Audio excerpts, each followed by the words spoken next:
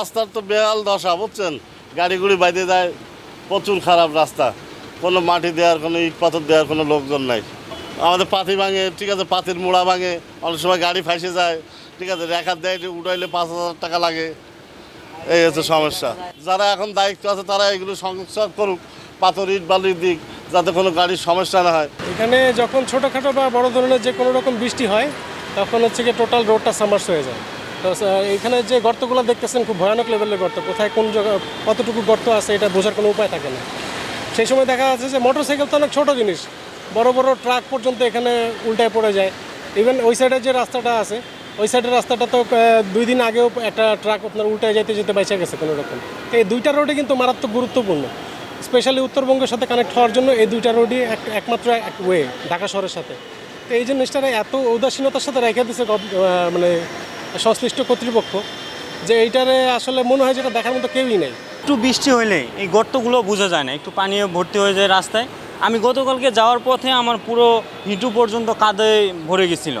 তো এই রাস্তা যদি এভাবে চলতে থাকে এই দিক দিয়ে চলাফেরাই মুশকিল হয়ে যায়। কিন্তু এইটা মেন রাস্তা হতে এই দিক দিয়ে ছাড়া অন্য কোনো যাওয়ার রাস্তাও নাই বা বিকল্প কোনো পদ্ধতিও নাই। আমাদের পুরাই সমস্যা। এনে আল্লাহর 30টা দিন ম্যাক্সিমাম গাড়ি পোল্ট্রি খায়। কালকে দেখতেছি পোলাবানে স্টুডেন্ট পোলাবানে পানি ছেঁচা দিছে। এর আগে পুরো এই জায়গায় নদী ছিল। এনে আল্লাহর 30টা দিন সকালবেলা আমার গাড়ি ভাইসা গেছে। এনে মনে করেন এই পাশ দিয়া আর ওই পাশ দিয়া দোনো পাশে সেম সমস্যা।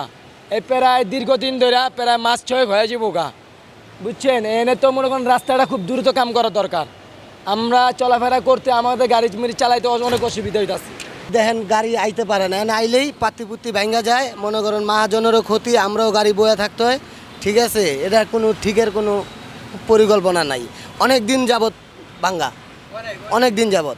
পুলিশ প্রশাসন আছে না, দেখতেছে না, মানুষের গাড়ি লিয়ে পড়িয়া যাইতেছে, এরতেছে। সেদিন করে রাত্রেও একটা প্রাইভেট আটকে গেছে, আছে কেউ সহযোগিতা করছে? এটা দেখবে কে? সরকারে দেখবে না? এই যে বাসটি একটা যদি পোল্ট্রি খায় কে হবে?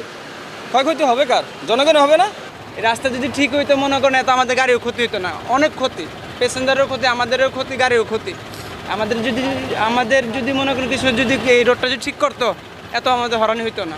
আসতে মনে করেন জাম লেগে যায়। এই যে রাস্তায় দেখেন ভাঙ্গা, প্রচুর ভাঙ্গা। এই রাস্তাটা ঠিক করে দেওয়ার জন্য আমাদের অনুরোধ অনেক।